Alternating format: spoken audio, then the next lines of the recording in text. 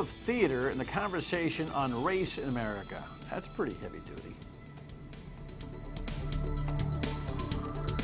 And Ricardo Pitts-Wiley is here to explain it all. He'll do it in about, 90 seconds, and we'll be done with that question. Not really.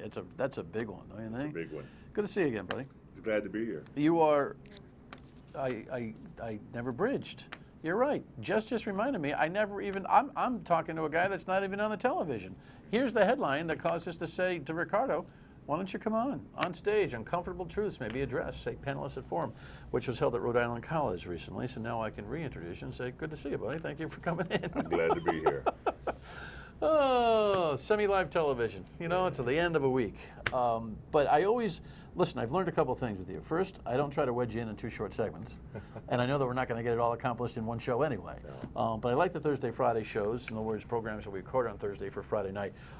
Because we skip the rundown and the news of the day. Although we're going to react to some of the news of the day, because there seems to be some racial tension out there in America. Can you believe that?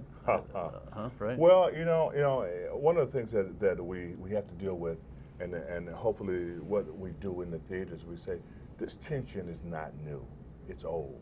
It was here at the very foundation of this country. And now we're at a place where the consequences of not dealing with it are greater than they were in the past. But also, the hope is connected to that too, because in dealing with them and actually confronting some of these issues, we're finding they're not nearly as volatile as some people would make them out to be. They become volatile when two people aren't acknowledging each other, when two forces refuse to acknowledge each other. But the theater says, no, you must acknowledge each other. That's the beginning of the conversation. Well, theater by its nature is engaging. It's engaging, it's conflict, it's about confrontation sometimes. The very root of theater, drama, is conflict. But you get to watch it as opposed to participate in it. Unless, of course, you're an actor or an actress, and we'll talk about that part too. Well, that's not part of what the theater does when it's effective. It says, I may be the actor on stage, but my job is to engage you, the audience. It's not to engage the other actor on stage. That's part of the craft of acting. But if we don't engage the audience, if all you're doing is watching, then you're doing the same thing that people do with television. Let me regroup. Mixed Magic Theater is in Pawtucket, and has renewed its lease there, right? So that's great news. So you'll be there for a while, and you're going to do some. You have to go to the website, which is Mixed Magic Theater, MMTRI.com, and you'll see all of the shows that have been produced and will be produced. You've got another new program coming up in November, correct? We have a new program, co-production with Epic Theater, called American Strippers, which is fun. It's a farce and kind of a fantasy, and kind of a little bit off the beaten path of what we traditionally do at Mixed Magic Theater. But it's important that we do a wide range of work. Yeah, shake it up a little bit. All the time. We have to do that. And if that's not a race issue production? No. We're not limited to race issues. Well, I think that's, actually, when you spread it out, it makes your confrontation of social, cultural, racial issues even more effective, it seems to me. Absolutely. And also, but no matter what the situation, no matter what the subject matter is, the theater has to be a place for passionate and respectful conversation, because there's no other place in the country other than the theater, where that can happen. The political arena, I think, has failed miserably in doing that. I think the education arena has not done a great job of it. I think the religious community is still a very segregated community. So it's a difficult place for it to happen. But the theater says, this is what we're supposed to be doing. This is not just a casual part of what we do. Motivating conversations between people is what we're supposed to be doing. And even the theater hasn't been very good at it in recent years, which is why we had the forum in the first place, because I think theater people were saying, we've gotten off the beaten path here. We've got to get back on this path, because the culture is moving at a rate so fast. If we're running behind it, we'll never catch up. We have to be in the forefront of activity and voices and who must be heard and who's trying to be heard, and how do we do it in a way in which we don't end up just angry at each other or doing something worse. We can do this. Well, so you had 50 or so people that came to Rhode Island College, Mm-hmm. and you were energized, you tell me, prior to the show, over what it is that you all talked about. Right. What is it that most energized you and caused you to say, we have to have more conversation about theater's role in race conversation in America? I think the thing that energized me most was that everybody on the panel, and even some people who had wrote commentaries for the program but that weren't there, said we're going to have to be prepared for the uncomfortable nature of this conversation. We can't back away from it. We can't act like it's not a serious thing. Everybody on the panel, most theater artists, enlightened theater artists, are saying the same thing. One of the panelists, Jackie Davis, and it's in the article that Alicia Pina wrote in the journal, it's about finger pointing and yelling and snot blowing and crying and all of those things. But you know something? It's going to take that, and we have to be willing to go through it. Well, so tell me, are you expecting national Tony Award level productions to be more dedicated to conversations of race, or is this more of an on the ground type of thing like you do at Mixed Magic, where you have 50, 80, 100, 120 people at a clip watching Right. your productions? Where is this theatrical platform sit in this whole thing? Well, You want everyone to be doing small productions all across America. You want to see Broadway finally get its act together, or well, a little bit of that, even though Broadway hasn't done, particularly recently, hasn't done a terrible job, and particularly the new production of Hamilton on Broadway, which is the story of Alexander Hamilton with hip hop music. I mean, that's an amazing kind of thing that's happening. An American story being told by American actors and with a unique American art form. So Broadway often is just fluff. But every once in a while, it does respond to the culture. Rent was a response to the cultural imperative. But Rent came out of a small group of people in a loft in New York City. Many great things start. Movements don't start on Broadway. Movements start in places like Mixed Magic Theater and Trinity Repertory Company and the GAM and Second Story Theater. It starts in places like that where artists get together and say, we're going to have to deal with some issues here, and let's find some creative ways of how we're going to do it. But we also have to be willing to re-engage our audiences. We have to be willing to say, we're all in this uncomfortable journey together, but at the end of it, we seek to be better human beings. And when people are talking about what can be done and what must be done, and can specifically point out things that can be done. You can't just talking about it.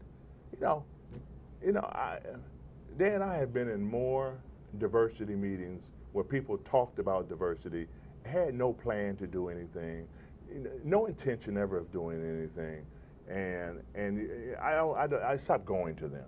But the forum was about getting people on the page of being able to say, you know what, we are going to do something. And almost every company in the state, the major companies especially, are doing something with a racial theme in it this year. That's amazing. And they're not all volatile. Some of them are classic works like. And how do you start that? See, I want to do an exercise with you when we come back. Well, we're going to pause, and when we come back, I'm going to take an issue that happened yesterday and ask Ricardo how he would brainstorm approaching this theatrically. Stay with us. This is a viral video, as we call it these days, and this is a Kentucky police officer, a resource officer at Tolman High School, who I reportedly was in a real situation with a couple of kids and threw one down to gain control, and it's a whole big discussion.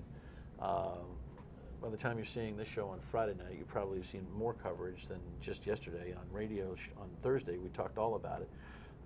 Ricardo Pitts-Wiley is the artistic director of Mixed Magic Theater, and he's saying, listen, theater's got to get involved in some of these conversations. I think the theater has a lot of cultural conversations that they need to engage in, not just racial conversations.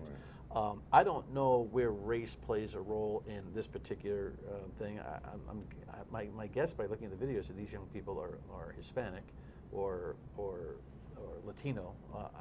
Just because of the video, I could be wrong. I don't know if they're black. Nothing was reported out on their ethnicity. But here's the thing.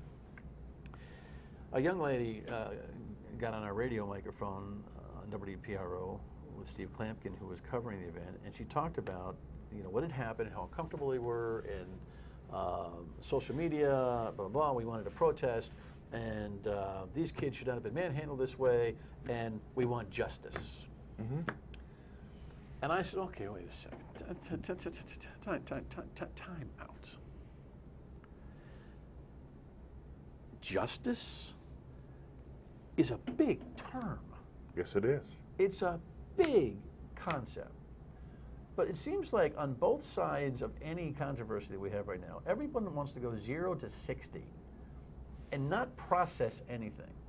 These could have been two wise kids that deserved a good, and blah, blah, blah, da, da, da. But now, kids are going to run out and they want justice. Now, it's momentum from Missouri to Baltimore, and I get it. But I want some discerning thinking going on between adults and young kids in terms of what they're asking for in reaction to. I also don't want police officers, and we'll talk about this in a little bit, creating their own form of protest against Black Lives Matter, because all they're doing is abdicating their original responsibility, which is to interact and draw relationships. But let me ask you this. How would you, in a theatrical way, first of all, you'd have to subscribe or include, maybe not subscribe, but include my thought that we're not thinking things through anymore. We're just going for the jugular. We're going for justice. We're looking for the big picture, or we want to participate in the big picture because we've seen the big picture now get a lot of attention.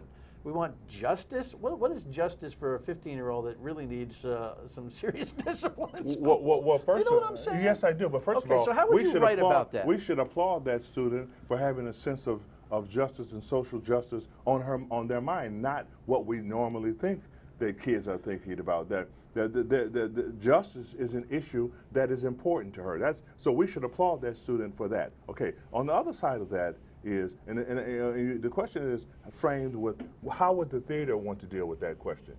Well, there's a project coming up at Trinity Rep at the end of this month called Every 28 Hours, a series of 1-minute plays about the incident that happened in Ferguson, Missouri. A group of artists are writing a 1-minute play, and they're all going to be performed in one night at Trinity Rep. I don't remember the exact, I think it's the 26th of October. But Joe Wilson Jr. from Trinity Rep is going to Ferguson, Missouri to write a 1-minute play as a contribution. So we should get them on. You absolutely. But one of the things that, when a young person talks about justice, we assume we're dealing with just that moment, when maybe in taking a deep look at it, because it could have just been a couple of kids being with inappropriate behavior. But is that the 5th incident in which something happened, the 10th incident that something happened over the last couple of years? We can't factor that out. So this might have just been the latest incident. So this young lady might have been reacting to, this happens all the time. Then you have to look at things like, look at the makeup of the student body at Tolman High School. It looks nothing like it did 25 years ago. Look at the police department in Pawtucket. Look at the city administration in Pawtucket. Look at the governmental body in Pawtucket. Does it look like the kids at Tolman High School? That could be part of the problem. That maybe what we need to do is not just look at the incident that happened at Tolman. We need to look at, how did we get here? And what the theater does when it's effective, it says, something happened. How did we get to this point? Good, because I think we need to, and it's funny because your thought process mirrors mine on yesterday's radio program, where I said, wait a second, these kids could be frustrated over a long series of incidents. Yes, indeed. Well, you know what? The police officer could also have been, bothered by having these kids just one last fell swoop because that's it. No doubt. But the jump to the word justice is really interesting to me. And what I said is, this young lady needs to be brought in as one of the leaders, and a lot of questions need to be asked of her. What does she mean by justice? Because I think on all sides of every conflict we have in America today, people are jumping to the key buzzword because they want to be involved in the most dramatic conversation about everything. You want justice. You know what?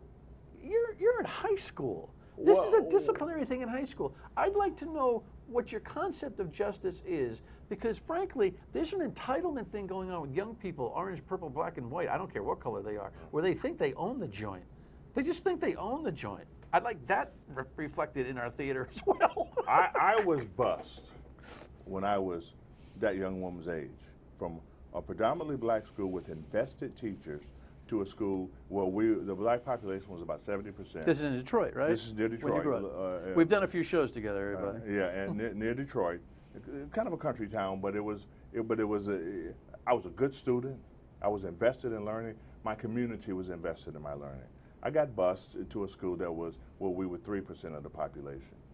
I can tell you all about not only justice, but injustice, where I was academically ignored, where I was culturally ignored, where I was marginalized, where a lot of things happened, where there were no teachers that looked like me. I never felt the teachers, except one teacher, Bob Price, came into an English class that I was in one day and said, I'm also teaching drama, and the most important thing you're ever going to need to know in your life is drama.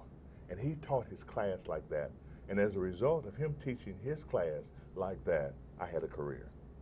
Now,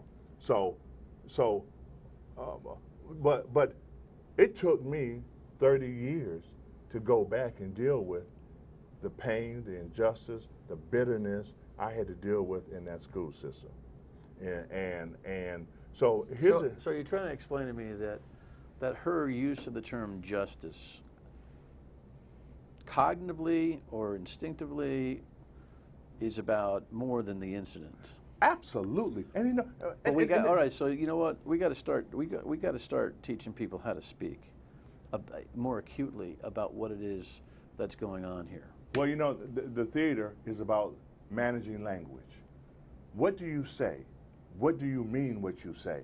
Did you mean what you said? Did you understand how you said it? And also, did you leave your audience at a place where they have no concept of how you got to this word that feels you understand very deeply, very passionately, but if you have no idea of how I arrived at that point, then you can dismiss me and my use of the word because you don't know the path I took to get there. And I may have a great and deep understanding of what I'm saying, but part of the role of the theater in this conversation is to find that language and find those situations and say, we have to examine them more deeply, and you, the audience, have to be a part of the process. Well, I would like to find that young lady. By the way, APB, I would like to find that young lady who was talking about justice, one of the leaders of this rollout over to City Hall on Thursday. So if you know who she is, let us know, because I'd like to bring her in and talk about what she means by justice. And our theater is in Pawtucket, so I'm a stakeholder in Pawtucket. Yeah, well, I'm going to put you on an assignment. I'd like you to bring her in if you could find her. Well, I'd like to talk to her myself. All right. Well, there's two of us. There's a lot of conversation coming. Hold on. We got one more issue when we come back. Stay with us. There's never enough time with Ricardo on so many issues. I have a question for you, but you've got some things you want to say. So hurry up and say them. Well, part of the About outcome the theater of and what the you're trying to forum was that we expanded the Mixed Magic Theater footprint. We're going to go into Hope High School in December and do 2 holiday shows, not just to bring a focus back to what was a great arts program at Hope High School, but also to re-energize, hopefully, the student population there. That's one of the things. We're also talking with one of the colleges about creating something called a DRUM, an arts website and communications network that allows people to access what's happening in the arts community immediately without having to go through all, everything else to find out the arts column in the back in the corner. Also, we need to focus so much on our future audience, and arts programs are being cut, lost, marginalized in so many school systems, and it's killing our kids. It's killing our kids.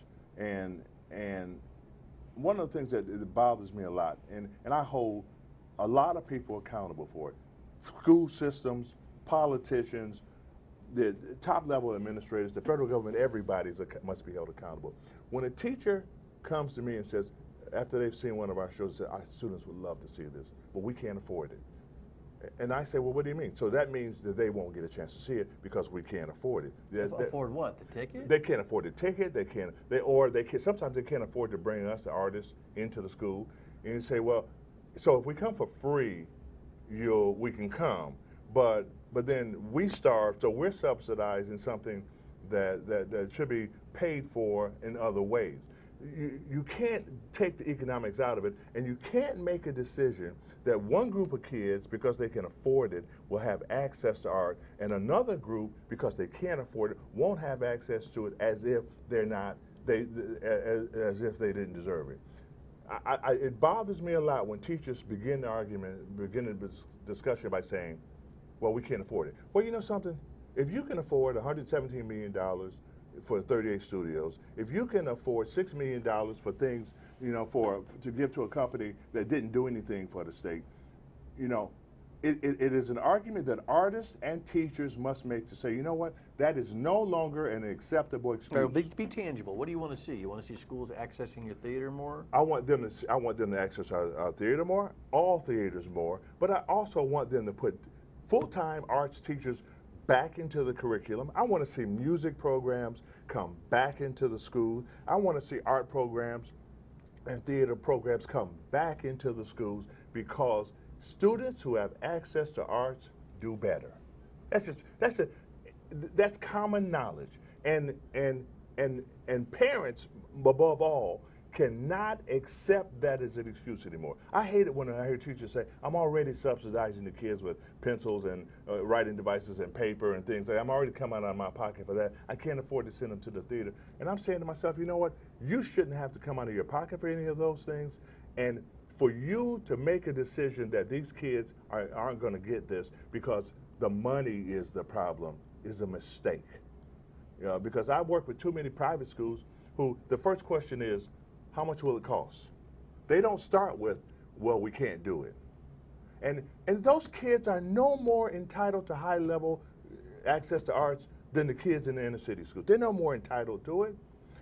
And how are we going to build a better nation if we keep denying a segment of the population things that will enrich their lives? I look at that Pawtucket system and I say, you know what? There's very few arts programs at Tolman High School, very few, at Shade too. How many times do we not create a situation, which the theater does, for dealing with conflict? All right, come on the radio next week. You need to get to the State House. I'm out of time. We'll say goodbye when we get back. Stay with us. By the way, Ricardo and I are still going. He'll be on the radio next week with me because we have unfinished business, which happens every time he comes on. We always have unfinished business. But it kind of reflects some of the challenges we have in our country and our community anyway. You have a great weekend. Thanks for watching. And don't forget, there's a bonus show Sunday nights on IRI TV at 9 o'clock now. Have a great